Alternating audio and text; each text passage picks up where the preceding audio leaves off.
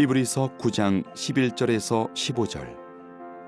그리스도께서 장래 좋은 일의 대제사장으로 오사 손으로 짓지 아니한 곧 이 창조에 속하지 아니한 더 크고 온전한 장막으로 말미암아 염소와 송아지의 피로 아니하고 오직 자기 피로 영원한 속죄를 이루사 단번에 성소에 들어가셨느니라. 염소와 황소의 피와 및 암송아지의 죄로 부정한 자에게 뿌려 그 육체를 정결케 하여 거룩케 하거든.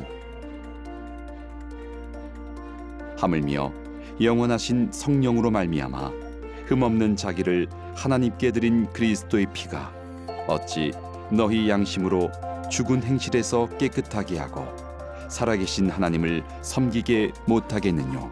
이를 인하여 그는 새 언약의 중보니 이는 첫 언약 때에 범한 죄를 속하려고 죽으사 부르심을 입은 자로 하여금 영원한 기업의 약속을 얻게 하려 하심이니라.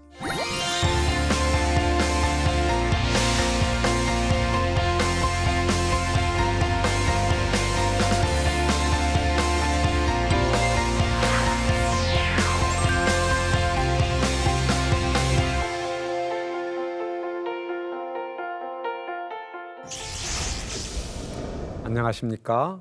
저는 에스라 성경 대학원 대학교에서 신약학을 가르치는 양용희 교수입니다. 오늘은 히브리서의 8번째 강의를 진행하고자 합니다. 본문은 9장 23절부터 10장 18절까지 아들의 완전한 희생제사 주제의 2번째 강의입니다. 오늘 저희들이 살피게 될 포인트 3가지를 정리해 보겠습니다. 첫 번째는 우리의 죄를 없게 하신 그리스도의 죽음에 대해서, 두 번째는 우리를 거룩하게 하신 그리스도의 몸 제사에 대해서, 그리고 세 번째는 우리를 완전하게 하신 그리스도의 단번의 제사에 대해서 살펴보겠습니다. 여기 보면 그리스도의 죽음과 제사의 효과가 죄를 없게 하신다, 우리를 거룩하게 하신다, 우리를 완전하게 하신다는 이 포인트들을 우리가 주목하며 진행하도록 하겠습니다.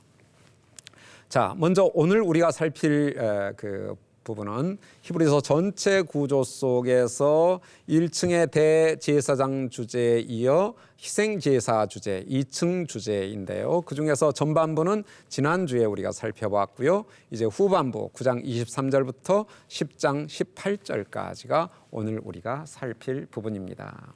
오늘 우리가 다룰 주제는 그리스도의 죽음 부분으로부터 시작을 하는데요. 여기서 우리가 주제의 진전을 다시 한번 보겠습니다. 4단계로 9장부터 10장의 교리적인 논의가 4단계로 진전된다라고 했는데요. 지난 시간에 우리가 첫 번째 단계는 살펴봤고요. 그리고 두 번째 단계의 전반부를 살펴봤습니다. 오늘은 이 두 번째 단계의 후반부, 전반부는 구약의 그 언약과 죽음, 그리고 이제 오늘 우리가 살피기 시작할 후반부는 그리스도의 그 죽음에 대해서 우리가 살피게 됩니다. 지난주에 살펴본 9장 18절부터 22절에서는 옛 언약에서 피의 중요성이 기술이 되었습니다. 이제 옛 언약에서 피의 중요성이 그리스도의 희생제사에도 그대로 적용이 됩니다. 그런데 이 점에 있어서도 둘 사이의 모형론적 관계가 중요합니다. 옛 제사와 그리스도의 제사 사이의 모형과 실체 관계인데요. 첫째로 옛 제사는 지상의 성소와 상관이 되어 있습니다. 그런데 그리스도의 제사는 하늘 성소와 연관되어 있습니다. 옛 제사는 지상 성소에서 드려졌고 그리스도의 제사는 하늘 성소에서 드려진다. 두 번째는 옛 제사장들은 다른 동물들을 제물로 드렸습니다. 그런데 그리스도의 희생 제사는 그리스도 자신을 드린다라는 점이 대조를 이룹니다. 그리고 옛 제사는 끊임없이 반복적으로 드려졌습니다. 그에 반해서 실제신 그리스도의 제사는 단번에 드려진다. 그런데 이 단번의 제사로 구약의 모든 제사들의 목표였던 죄를 없이 하는 결과를 가져옵니다. 저자는 그리스도의 성육신이 세상 끝에 일어났을 뿐만 아니라 단번에 일어나서 모든 죄를 없이 하셨다라는 사실을 그리스도의 죽음과 관련해서 이렇게 정리하고 28절까지의 논의를 마무리합니다. 이제 그 다음 단락으로 좀 넘어가 보겠습니다. 희생제사의 효용성입니다. 10장 1절부터 10절까지의 내용인데요. 여기서 우리가 주제 진전을 이제 좀 보면요, 좀 전에 우리가 두 번째 단계를 살펴봤죠. 지금 10장 1절부터 10절은 세 번째 단계입니다. 희생제사의 효용성. 이 단락은 예수님의 희생제사의 효용성을 특히 대속죄일 제사의 한계와 대조하면서 설명을 합니다. 이 단락은 두 부분으로 나눠지는데요. 1절부터 4절은 옛 제사, 특히 대속죄일 제사의 한계를 보여주고 있고요. 5절부터 10절은 그리스도 제사의 효용성을 보여줍니다. 실제 그림자인 옛 제사는 세 가지 점에서 한계가 있습니다. 첫째, 1절 상반절을 한번 읽어보겠습니다. 율법은 장차올 좋은 일의 그림자일 뿐이요 참 형상이 아니므로 라고 했습니다. 율법은 다가올 좋은 것들의 그림자일 뿐입니다. 따라서 그것은 실체들의 형상 자체가 아닌 비실체적인 한계를 갖습니다. 두 번째로 1절 하반절과 2절은 옛 제사의 반복성을 보여줍니다. 하반절부터 보면요, 해마다 늘 드리는 같은 제사로는 나오는 자들을 언제나 완전하게 할 수 없느니라. 그렇지 않으면 섬기는 자들이 단번에 정결하게 되어 다시 죄를 깨닫는 일이 없으리니 어찌 제사 드리는 일을 그치지 아니하였으리요. 자, 반복적이라고 하는 것은 최종성과 상충이 됩니다. 이처럼 레위적 제사들은 최종적인 것이 아닙니다. 특히 옛 제사의 제물은 하나님께 나오는 자를 결코 양심상 완전하게 할 수 없다는 한계를 가졌습니다.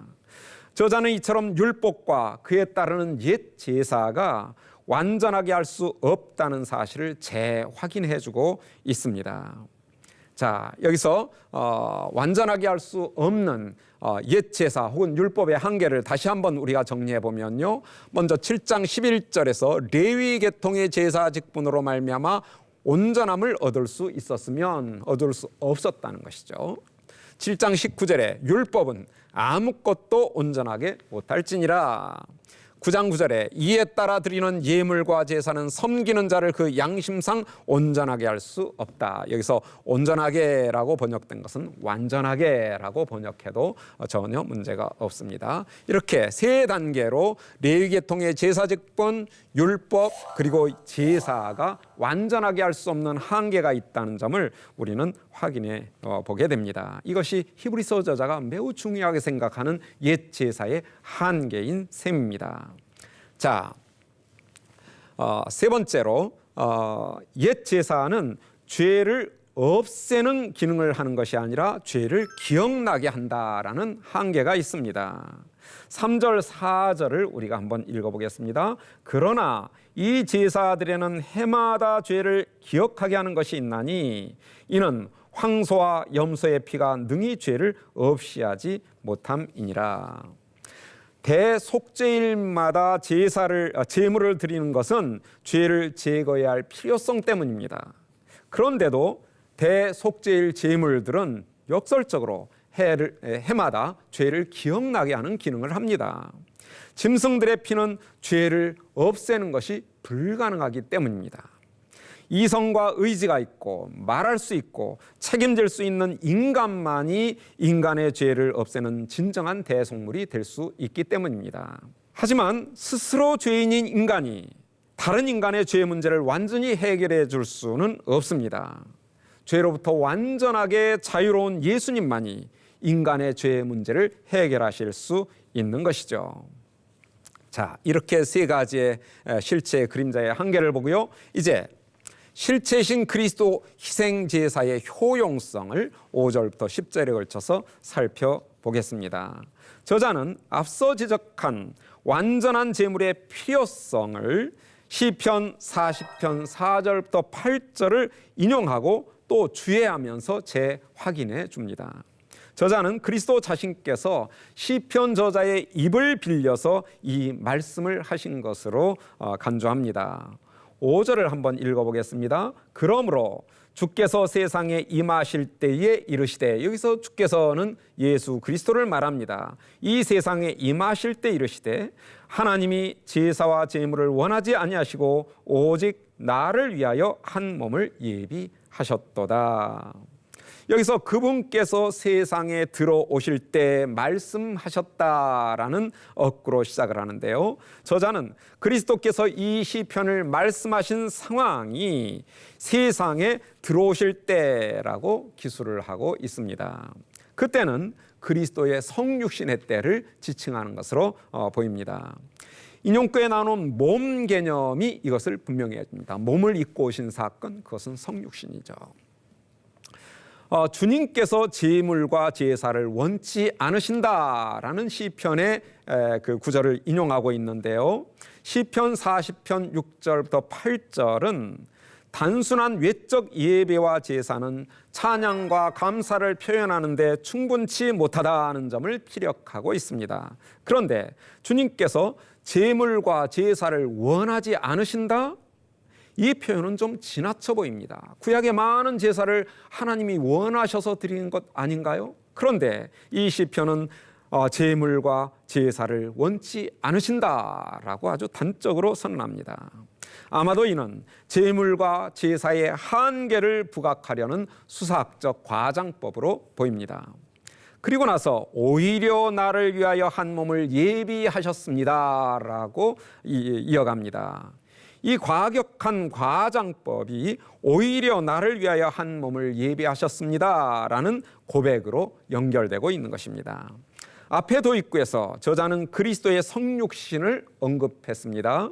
그런데 이 구절은 그 성육신의 상황을 묘사해주고 있는 셈입니다. 여기서 그리스도의 몸은 앞에 짐승 제물 제사와 대조를 이루고 있습니다. 짐승의 제물 제사와 그리스도의 몸이 대조를 이루는 것이죠.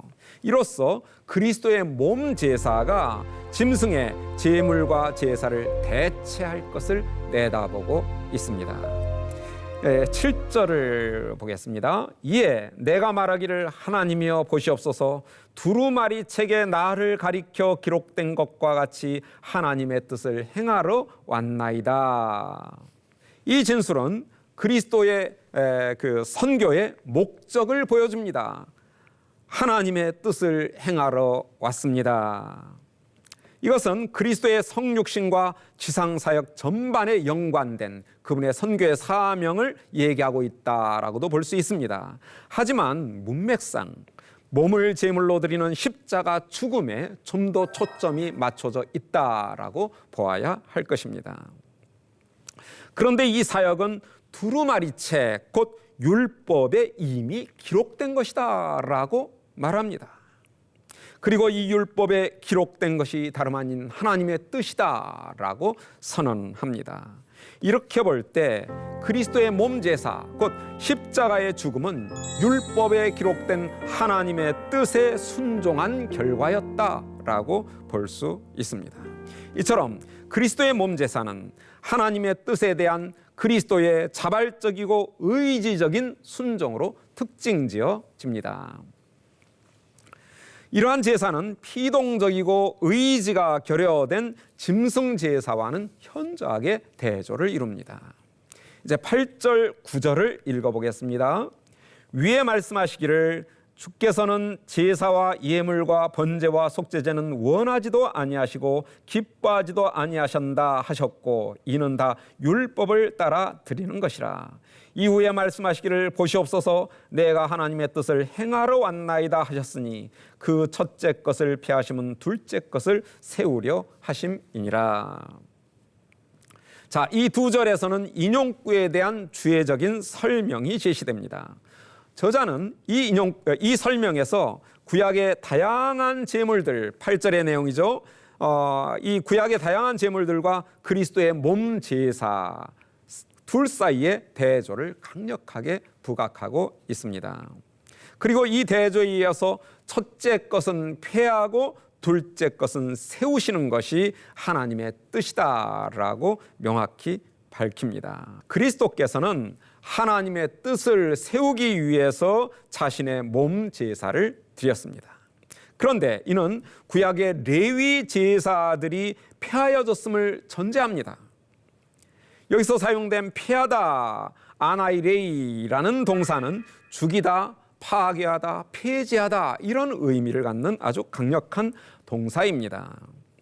하나님의 뜻에 순종하신 그리스도의 완전한 제사와 더불어서 불완전한 구약의 제사들은 폐지되었다는 것입니다. 저자의 이러한 논점은 율법에 기록된 제사 제도는 한정된 기간 동안만 유효하다는 점을 전제하고 있습니다. 이는 마태복음 5장 17절의 성취의 의미를 예시해 줍니다. 5장 17절에 보면 저의 개인 번역입니다. 내가 율법이나 선지자들을 폐하러 온 줄로 생각하지 마라. 폐하러 온 것이 아니라 성취하러 왔다라고 했습니다. 율법의 성취는 한편으로 구약 제사 제도 자체의 폐지를 가져옵니다. 하지만 다른 한편으로 구약 제사 제도가 내다보았던 실체, 곧 그리스도의 몸 제사를 세우는 결과를 가져옵니다. 따라서 그리스도의 몸 제사는 제사 제도와 관련된 율법을 폐하는 것이 아니라 성취하는 결과를 가져오는 것이다라고 우리가 마태복음 5장 17절과 연결해서 생각해 볼 수 있습니다. 자, 10절을 좀 보겠습니다. 이 뜻에 따라 예수 그리스도의 몸을 단번에 들이심으로 말미암아 우리가 거룩함을 얻었노라. 하나님의 뜻은 그리스도의 몸 제사를 통해서 성취가 되었습니다. 그런데 하나님의 뜻은 그리스도의 몸 제사를 통해서 우리가 거룩하게 되는 것까지를 포함합니다. 히브리서에서 거룩하게 함은 정결하게 함, 완전하게 함과 긴밀하게 연관되어 있는 상호 연관 개념입니다. 우리가 그 세 개념을 보면요, 히브리서 9장 14절에서는 그리스도의 몸 제사가 우리의 양심을 정결하게 한다라고 했습니다. 근데 10장 10절에서는 지금 우리가 살피는 본문이죠, 우리를 거룩하게 한다라고 했고요. 그리고 좀 있다가 우리가 살펴볼 10장 14절은 우리를 완전하게 한다. 그래서 정결하게 함, 거룩하게 함, 완전하게 함은 상호 연관된 연결해서 이해해야 할 그리스도의 희생제사의 결과들입니다. 그런데 이와 연관된 죄를 제거하신다라는 개념도 우리가 9장 6절에서 확인할 수 있습니다. 어떻게 보면 죄를 제거하신다라고 하는 것은 이 세 가지의 결과의 기본 토대를 형성한다라고도 볼 수 있겠습니다.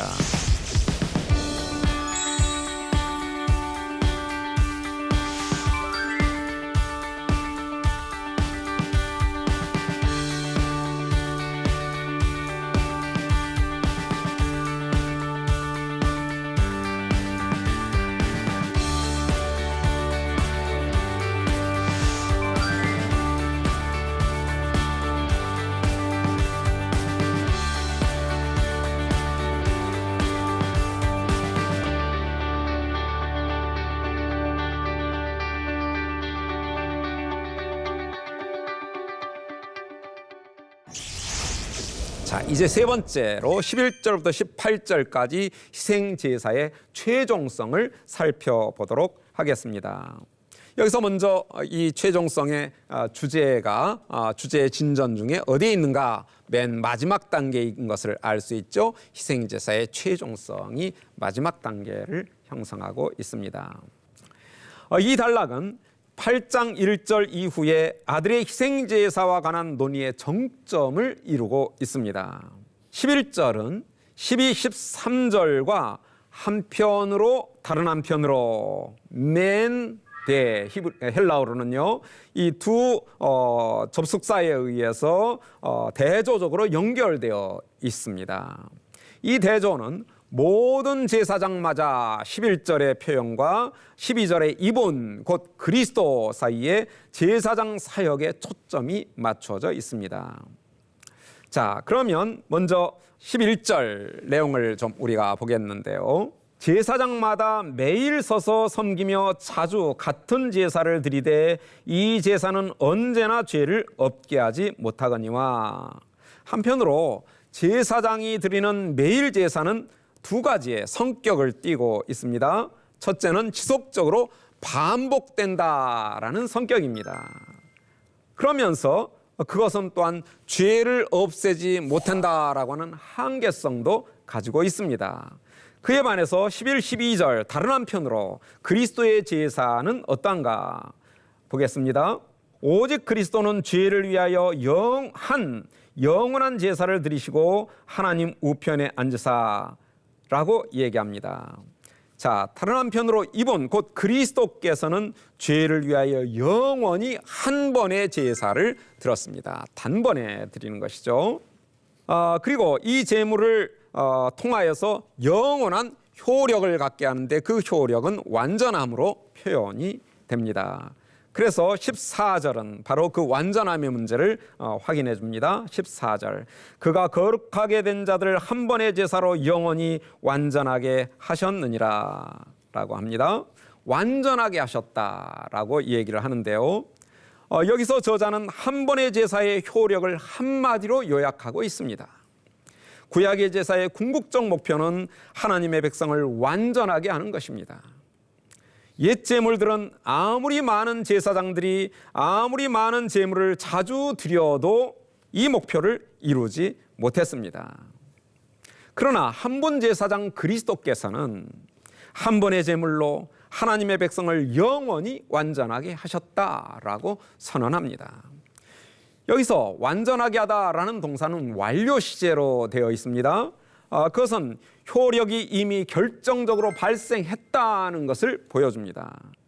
그 결과가 현재 하나님의 백성에게 여전히 미치고 있다는 의미도 같습니다. 그런데 그리스도의 제사가 완전하게 하는 그 대상이 누구인가를 본문은 거룩하게 되는 자들이라고 말합니다. 그런데 개역개정에서는 거룩하게 된 자들이라고 번역을 했는데요. 이것은 이미 그렇게 된 듯한 느낌이 듭니다. 그러나 헬라어 본문은 거룩하게 되는 현재 진행적인 요소를 부각합니다. 자, 여기서 현재 분사는 그리스도의 제사로 거룩하게 되는 효력이 완결된 것이 아니라 지금 진행 중이다라는 점을 시사합니다. 사실 저자는 앞서서 10절에서 그리스도의 한 번의 제사로 수신자들이 이미 거룩하게 되었다는 사실을 완료형 분사로 표현한 적이 있습니다. 그렇다면 14절의 현재 시제는 10절의 완료 시제와 균형을 이루고 있다는 것을 볼 수 있습니다. 그리스도의 한 번의 제사는 이미 그리스도인을 거룩하게 하였습니다. 완료되었습니다.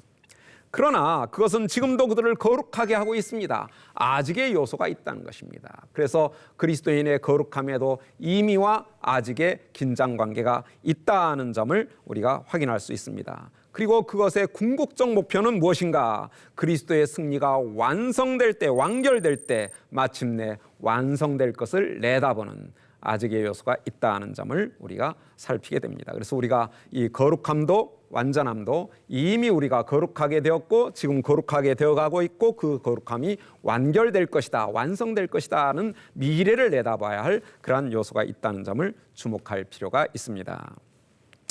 이제 끝으로 15절부터 17절을 우리가 좀 보겠습니다.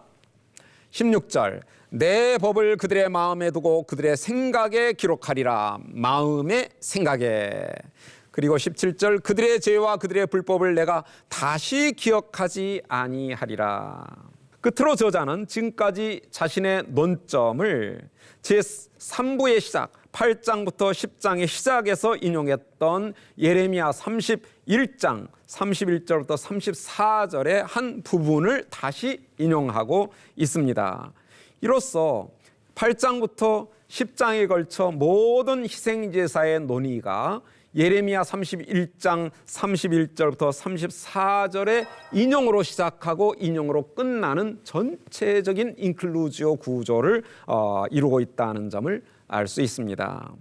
16, 17절에서 인용된 두 절은 각각 그리스도의 제사의 효력인 완전하게 됨과 거룩하게 됨의 성격을 보여주고 있습니다. 먼저 16절을 보면 내적인 변화입니다.